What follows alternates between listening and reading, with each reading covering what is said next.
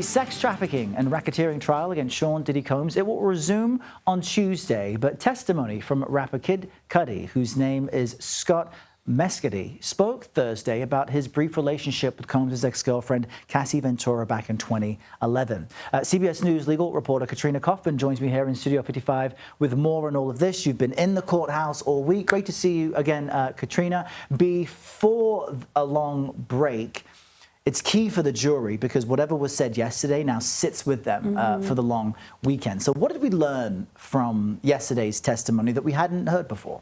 Well, for one, we heard from Scott Mescudi, also known as the rapper Kid Cudi, and he's someone who had come up a bunch on the stand. Cassie Ventura had testified about how they were briefly romantically involved, and this was a relationship, Errol, that really angered Sean Combs, she said. And supposedly at one point, Combs threatened to blow up Mescudi's car. He said it would happen while they were out of the country. It wouldn't be linked back to him.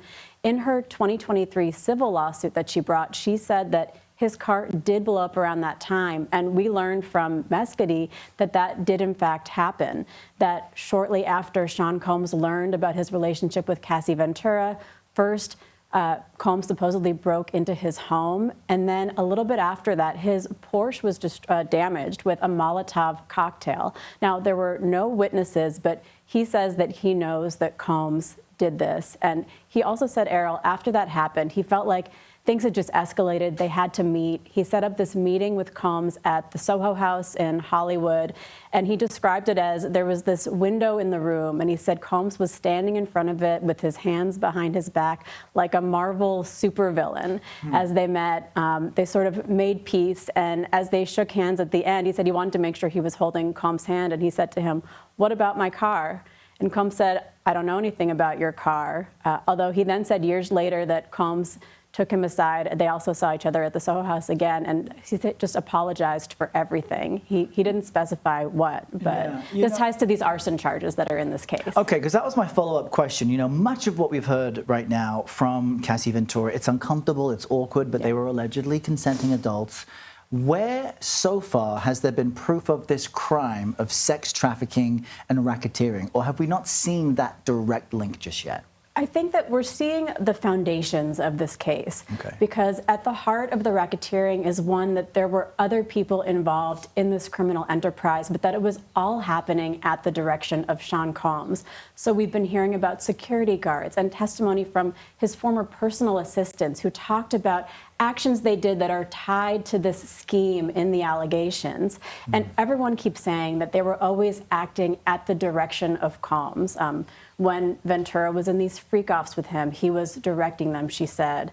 One of his assistants talked about how he was always executing Combs's orders. And then there's also this aspect of force, violence, intimidation that was tied to these crimes like bribery, the arson we just talked about. So we're hearing about this pattern of threats, violence, intimidation, moments where people felt threatened that he would release videos about them, like explicit sex tapes of Cassie Ventura.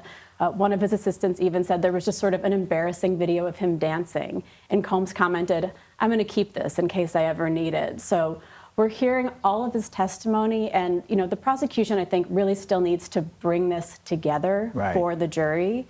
You know, with the sex trafficking too, Ventura talked about how, you know, she didn't want to participate in these acts, but that she felt like Combs was in control of her career, her finances, her life, really, and so she felt obligated to participate. Now, his side says that she was a consenting adult, but so much of this just might be jury perception, and then how the prosecution links all of this for them in the end, because there's a lot more to build. There's going to be about 4 more weeks of prosecution testimony. Yeah, their strategy seems to be have a star witness first, leave an impression with the jury, and then kind of leave the slam dunk for later. Katrina Kaufman, great to have you with us. Thanks so much. Thank you, Errol.